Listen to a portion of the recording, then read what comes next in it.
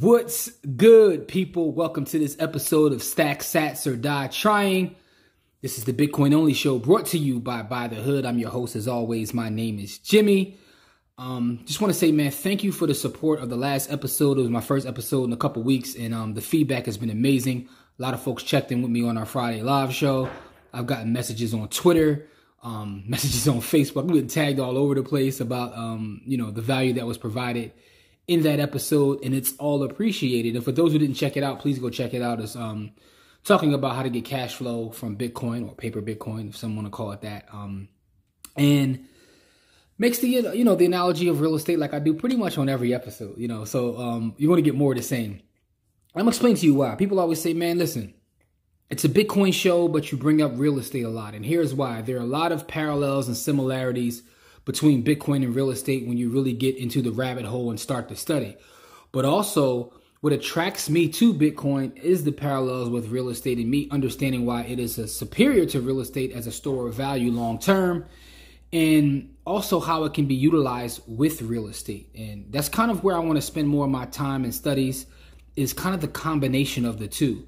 Right? Everyone knows, because I talk about it often, how I make a living in the real estate industry as a real estate data scientist, but I'm also a licensed realtor and, as well as an investor developer. So I do a little bit of everything in the real estate field, but where I store my wealth that comes from that work is in Bitcoin, paper Bitcoin, actual Bitcoin. I store my wealth in Bitcoin that is created through the real estate business. And that's something I want to talk about, right? So one of the interesting things about going down the Bitcoin rabbit hole is it makes you question everything. You start to question, why would I put my money anywhere else? It makes you question politics. It makes you question religion. It makes you question pretty much everything the deeper you go into the Bitcoin rabbit hole. So as someone who's worked in real estate for so long, I started to question, why would I even do anything with real estate when I have a superior asset class over here? Why wouldn't I just push everything and put all my chips in? And some will say I still did that. But what I realize is real estate is still an excellent business. And real estate is an excellent business because real estate is something that will be here forever. Real estate is something that is a necessity. We all have to lay our heads somewhere. We all worship somewhere. We all go to school. We all, go shopping. All of these things are made up of real estate. So the business of real estate is an excellent business. But what do you do with the excess cash flows that come from said real estate?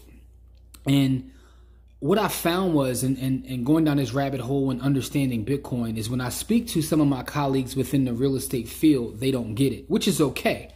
But I'm also someone who's invested in the stock market for years. So the idea of finance has always appealed to me, and I've studied finance. But what I realize is there's a huge divide amongst real estate people and the stock market people, right? My friends who are heavy into the stock market want nothing at all to do with real estate. And my friends who make a living in real estate think that investing in the stock market is absolutely insane because someone else has all the control. Little do they know, even with real estate, you don't have full control, but that's for another day. But there's a clear divide there, at least within my community and with the people that I associate with. I wouldn't say overall. Now, there are some people that understand how to operate in both spaces. I think that's the smart way. But what it made me realize early on is that a lot of times we have these beliefs, and whatever those beliefs are, I call it my Slim Charles theory. For those who don't know who Slim Charles is, he's a character from my favorite show of all time, which is, by the way, the greatest show of all time. It's The Wire. Like, you know what I'm saying? And I will argue anybody with that, and I'm going to kill you in an argument and give you 40-degree days. But for my Wire fans, y'all caught that one. You know what I'm saying? I give Wire bars everywhere. Anyway, Slim Charles once said in The Wire that, sometimes you got to fight on a lie. If it's a lie, then we fight on that lie. That's what he told Avon Barksdale. Again, I don't want to go too deep into my Wire bag, but I call it my Slim Charles theory, which is some people have the inability to actually take in more information and make a different decision. My brain goes all over the place when I think about Bitcoin, finance, black wealth, all of the things that we talk about on this channel. And I was thinking about people who follow the Slim Charles theory in finance, right? One of the reasons why Malcolm X is a hero of mine is because when you read the autobiography of Malcolm X, the thing that was most courageous about him was his ability to get more information, course correct, and sometimes do a 180 on how he felt about things. Regardless of how you feel about, his beliefs or whatever it was, when Malcolm got more information in, he listened, he took his time, he studied, and if he felt as though, the way he was behaving or the things that he said were wrong, he would course correct. I think that is some of the most courageous things that anyone can do. And what does that have to do with Bitcoin or real estate, you say? This is what I do on Stack Sats or Die Trying. It's one of the reasons why this is my favorite show on our channel, is because the conversations I have with myself, I get to kind of have with you guys. And some of you may think I'm crazy, but some of you may appreciate the thought process that goes into it. Anyway, so we have some people that follow the Slim Charles theory. If it's a lie, then we fight on that lie. We have some people that are more like Malcolm, who get information and they course correct, right? Now, someone who studied finance, I've seen people on both sides of that. And I remember years ago when I was studying, I had my license to sell securities. I had a securities license and insurance license. Now I was coming from the real estate perspective, but I wanted to learn more about the other side of finance. So I actually went as far as getting the licenses, going into work in the firms and things of that nature. And one of the reasons I got out of insurance was because in the insurance field, depending upon which insurance agency you work for, they would just push one of their specific products. And I felt like it wasn't, doing the most justice for your client, right? Specifically if you're acting as a fiduciary. But I was thinking outside the box, so I was reading a lot of books, and I went and read a book. It was called Misfortune 101 by a gentleman by the name of Douglas Andrews. He wrote another book called Last Chance Millionaire, and I think he wrote a third book as well. So looked him up, found out where he was, and I actually paid an exorbitant amount of money, by the way. Back then, this is like 08, 09, to go study with the gentleman, and he was in Utah. So went out to study with him in Utah to figure out his strategies that were surrounding the insurance business. And he had introduced me to a new set of information about how to combine real estate and insurance contracts to maximize returns. Now, I didn't necessarily follow the approach and start using his strategies, but what it taught me was to be open-minded, because his strategies were something that I had never thought of before. Mathematically, it made perfect sense. And, my brother Corey always says, man, everything in life is math. Everything is an equation of math, man. So shout out to him and my other brother, Akil Parker, who's a mathematician here in the area. And we always talk about how life is really about math. So in looking at Douglas Andrews' strategy, I'm like, the math absolutely works on this. Let me study more. And I course corrected, and it also made me think about real estate differently. Because coming up in real estate, right, a little bit more, put all my business out there. So I had a grandfather who ran his own business, and he also bought property. And it always confused me because as a kid, I knew some people that were landlords in my neighborhood, and those were the people that had money. But my grandfather wasn't necessarily a landlord. He would buy property literally for personal use, but as where he would store his money. In retrospect, thinking about it now, because, just thinking about some of the things he would tell me, he would always tell me, like, I'd rather put it in the bricks than to, like, put it in the bank, because I'm going to make more money putting it in the bricks. And, it occurred to me, like, fairly over the last couple of years, like, okay, I see why Grandpop was doing that, because he was looking for a place to store his value. He was fighting inflation. I don't know if he had the vocabulary or words to do that. And I'm not saying anything disparaging about my grandfather, but it's just that, some folks in my family, they have the right ideas, but in terms of putting it in the vernacular or jargon that makes sense from an economic standpoint, I don't know if they would express themselves that way. But what he was basically saying is his money loses money if it's not put to work. And he found a way to put it to work by buying buildings. So he would, have 5 or 6 properties, and he would buy them in different, like he had one down the shore, a couple here in Philadelphia. And he would just buy the properties and literally, like, he didn't want to deal with tenants and that whole thing, but he felt like putting his money in buildings was better than putting it in the bank because he got a higher return when he went to sell later on. And in thinking about that, a lot of things come to mind. One, everybody doesn't want to deal with tenants. Everybody doesn't want to be a landlord. And I get that because I grew up with a grandfather, and that's kind of what he did. The other part is that you have to do something with your money, which goes to Bitcoin. And now you're saying, Jimmy, would you tie all this together for a second? Yes, I am. So he thought that putting the money in the bricks, to use his words, was the optimal way to fight inflation and to put your money to work. What I learned by studying under Douglas Andrews later on is that your property is going to appreciate whether you have all the money in the bricks or not. It's all a math equation, right? So if I do have a loan on my property, I can pay it off. But if I'm out earning the interest, then why wouldn't I do both? So the Douglas Andrews strategy, and I'm simplifying it just for this video. It was a lot that entailed with his strategy. But the idea was, if you have a bunch of equity in your property, remove that equity, put it to work for you. His idea was insurance contracts because he wanted a guaranteed rate of return that was higher than whatever your mortgage interest rate was. So now your money is making money in the insurance contract, and your house is appreciating. Specifically back then, your house is appreciating, and now you have two things working, although you started with just one. He would find clients who had a bunch of equity, who didn't have another asset class, and pull the money out in equity, put it to work, and this one guaranteed rate of return, and also their house would appreciate. And as long as their income was enough to afford the bills, now they have two assets growing at one time, right? And it just opened my mind up to like, wow. So what I was taught as a kid in terms of just buy property, get it paid off, and then if you decide to rent it or hold it or whatever is going to work for you and there's no expenses. So I was kind of in a rush to pay things off. And I know a lot of folks, shout out to all the Dave Ramsey folks who are afraid, like, you know, of debt or what have you, you know, no shots at y'all. I understand that. I get that perspective. But I do believe, like I said last episode, there's a difference between debt and leverage. Now, tying it all together is this. You always have to be open-minded. So even though I didn't follow that strategy specifically as I went further along in my journey, it always stuck with me to have multiple assets working at one time. And also, what is the value of stashing your money in bricks? What is the value of stashing your money in bricks? Got to repeat it 3 times like Umar. What is the value of stashing your money in bricks? Now, I've been working with several mental models about, you know, this whole idea of real estate in Bitcoin, why Bitcoin is digital real estate. And I've started writing a book about it as well. So, you know, shout out to all my readers. I'm going to have that coming to you probably next year sometime, or depending upon how far in the rabbit hole I want to go with my writing, maybe even a year after. But I'm trying to do it by next year.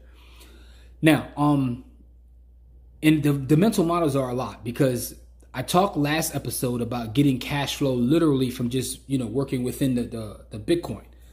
But tying these two things together is really where I see gold mines at. So the model I had in my head before was, instead of buying a miner, buy a property, get it to cash flow, and buy Bitcoin with that cash flow. So essentially, each property that I purchased as a rental property became kind of my own way of being a Bitcoin miner, fiat mining. You know what I'm saying? Mining through bricks is kind of how I call it. Buy a single family residential property. You make the math simple. My expenses are $1,000. Tenant pays $1,500 a month. I got $500 a month cash flow. That $500 a month goes to buy Bitcoin. Rinse, repeat. Each property is a miner. But I've been kind of approaching things in a little different way, because, again, everything is math, and it's just about, you know, looking at the math. And I thought about the income approach to value as it pertains to real estate, right? So when you look at how to value real estate by income, it's a very short formula. I'll put it right here so you can see what the formula is. But basically, you get your potential gross income, the income that you have the potential to get from renting your property, right? You take away vacancy and you take away less vacancy and collection loss, right? So you take away a percentage for vacancy and collection loss, which gives you your effective gross income, your EGI, right? Then after you look at your EGI, you take away your operating expenses, and that will give you to your NOI, your net operating income, right? You divide that by your cap rate, which gives you your value. This is not a real estate valuation class, but that's a real quick formula of how you value a property using the income that the property generates.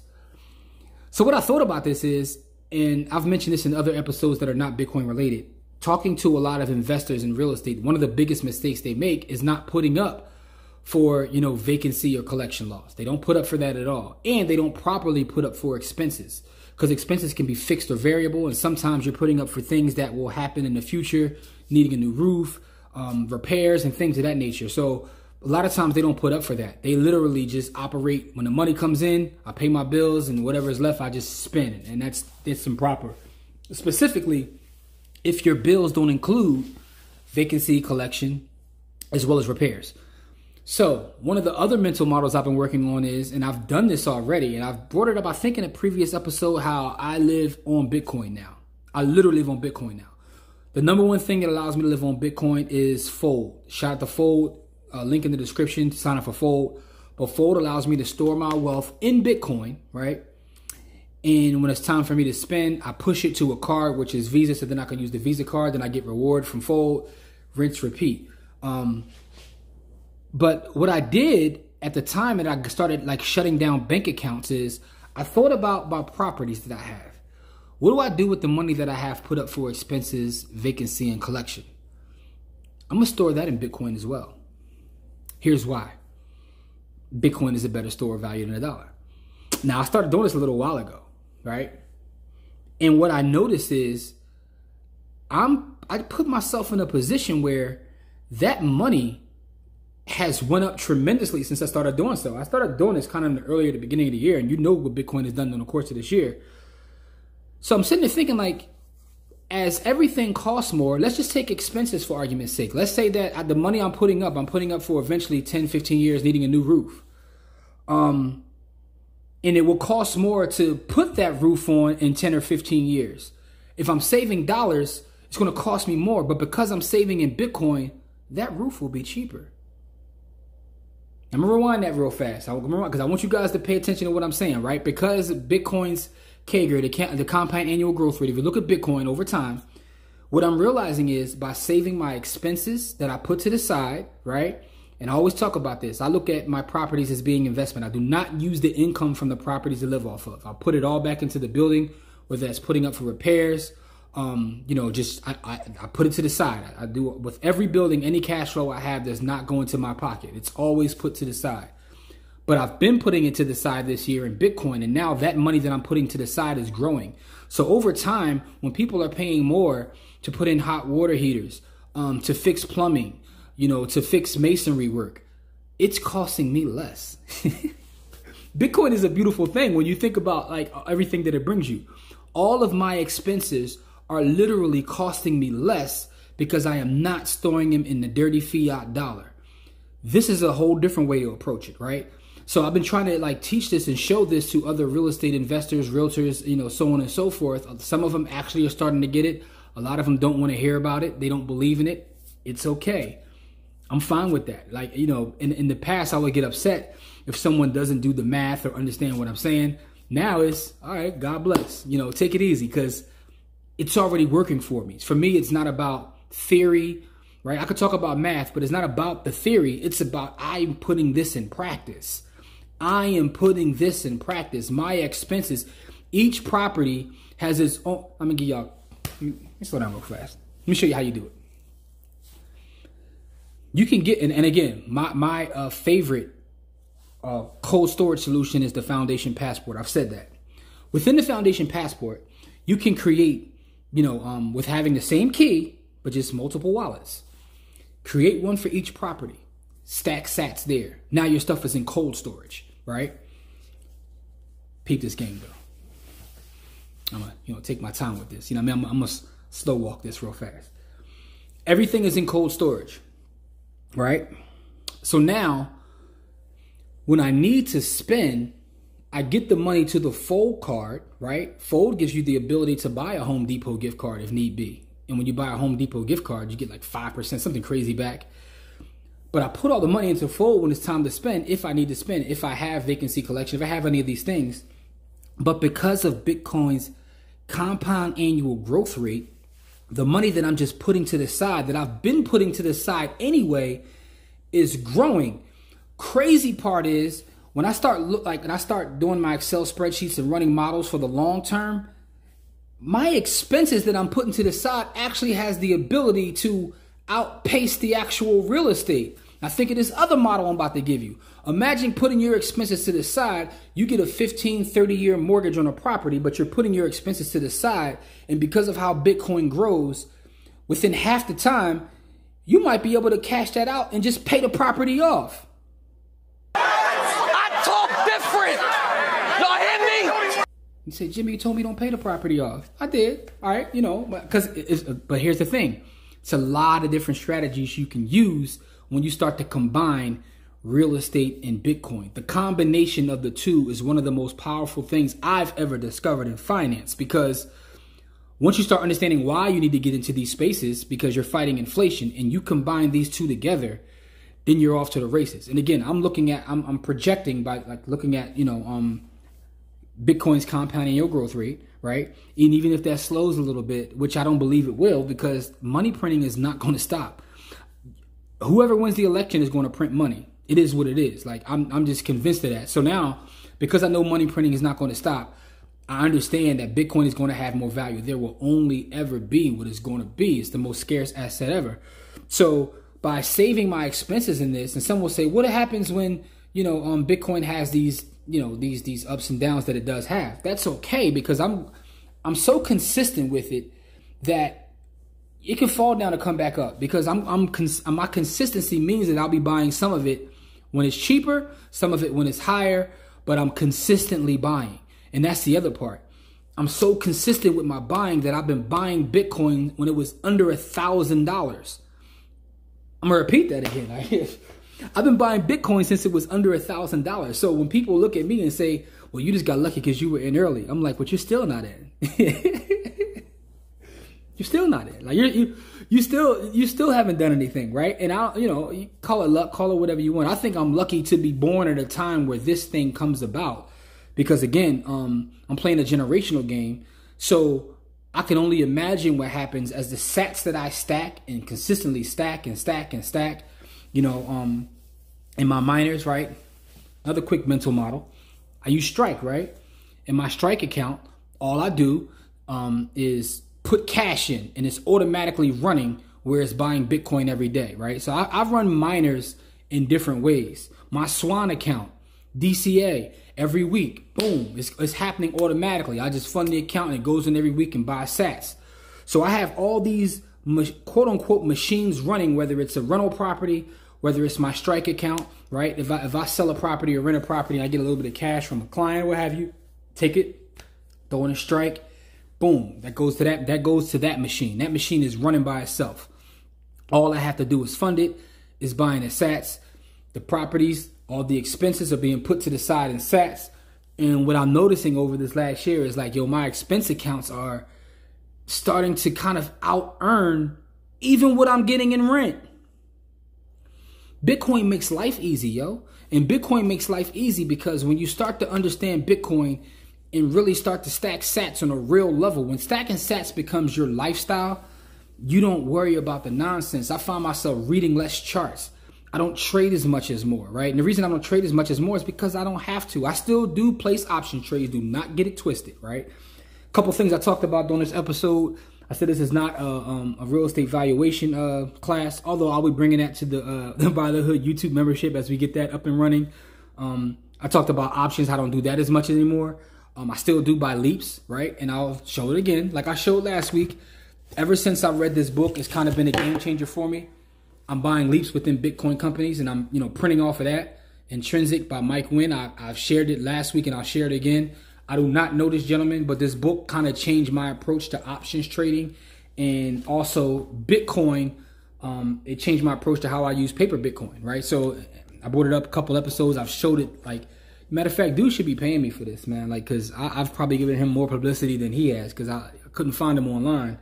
Anyway, shout out to Mike Wynn. But so I don't feel the need to trade as much. I will buy a leap in Riot, Mara, one of the things, and this is not investment advice. I'm just sharing what I do. Educational, informational purposes only, whatever they be saying on the internet.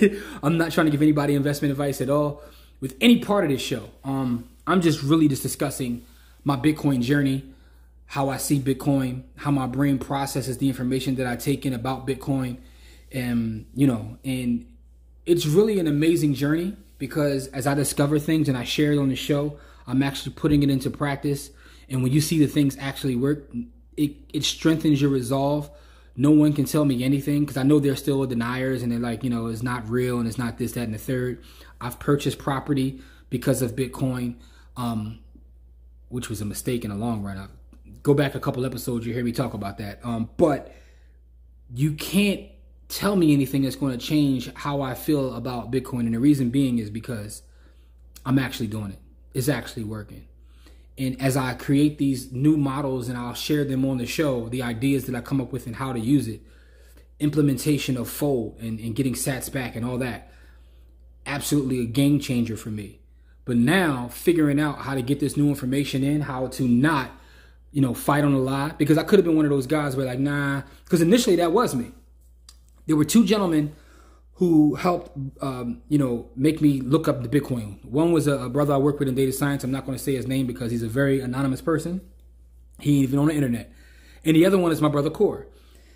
But I took it a step further than both of those gentlemen, and they both will tell you that, because now I just study. That's actually my happy place, is when I'm not like recording content or actually working, is reading and learning more about those two fields and tying them together is probably where I'm going to, like, you know, take the show because I'm going to continuously do this. And as I figure out other things, then my next thing is to figure out how to use it as collateral. I've already talked about collateral to borrow against, but now I'm thinking about mortgages. How do you get a mortgage by itself? Not collateralizing it to get a loan of fiat to then get a mortgage, but not even making that transition. So I'm just always thinking outside the box. And again, shout out to Douglas Andrews, like wherever you are in life. But that early lesson taught me to take in new information, do the math. The thing is to do the math. Do the math. And once you implement things and you see them work, don't be afraid to share it, right? Because, you know, it could possibly change someone's life, man. I got a lot of comments from the last episode where folks telling me like, yo, it clicked to them. So, and it also lets me know that these rants that I go on and talking about Bitcoin and real estate and the combination of the two are worth it, because other people are thinking about that. And if you are thinking about it and you have other ideas, please bring them to me. Give me something that you've thought about, and maybe you're even scared to try, because guess what? I'll do it. Yeah, I'm your Huckleberry. Tombstone, by the way, is also one of the greatest movies of all time. You know what I'm saying? YZER is the greatest show. I say Tombstone is one of the greatest movies. It's not the greatest movie of all time. You know what I'm saying? I don't know what that would be. Maybe Goodfellas. Anyway, man. As an aside, I appreciate all the support. I hope you got some value from this episode. Continue to stack sats. Use all the tools. Sign up for Fold, man. If you don't have Fold, I have no idea what you're doing. Side note, Fold is going public under the ticker symbol FLD. This is not investment advice. I am a shareholder in Fold. I'm excited about that journey as well. You know, and I'll be talking about that as they continue to go through their SPAC and that they make that transition, man. Shout out to Fold too, man, because Fold are my people on Twitter. They follow me on Twitter and Fold. I want to know what are the shareholder meetings going to look like? I think I might pull up to a Fold shareholder meeting. You know what I'm saying? Because, you know, I've been with Fold, man. Bitcoin only, man. With that being said, give me some feedback. Let me know what you think. If you listen to the audio, I hope some of this made sense, because I did share a couple pics on the course of this. And for those that are going to laugh at my pic with Douglas Andrews, because I was a young boy, so I ain't have my full, you know, my full beard. You know what I mean? I'm rocking or whatever. You know what I mean? You know, but that was me and the god Douglas Andrews, because I was so serious about it. I'm like, I want to know. After I read the book first, and I'm like, damn, this kind of makes sense. But I took classes with him. He broke it down, sat down with me, showed me the math. And I'm like, okay, how can I now just go back and say F this when I got the math? Now I'm doing the math. So, you know, we got calculators, folks. You don't got to do all the math in your head or with paper. So, but just understand what the equation is. Once you understand the equation, you can make moves. I appreciate the support. Yo, by the way, pull up Friday, 7 p.m. Eastern Standard Time. We are doing a live, and we give away sats every Friday. We give away Bitcoin literally every Friday that we're on live. We do a giveaway. So pull up on Friday, 7 p.m. Eastern Standard Time on our YouTube channel or our Facebook page. Appreciate the support. I love y'all. And as always, stack sats or die trying. Peace.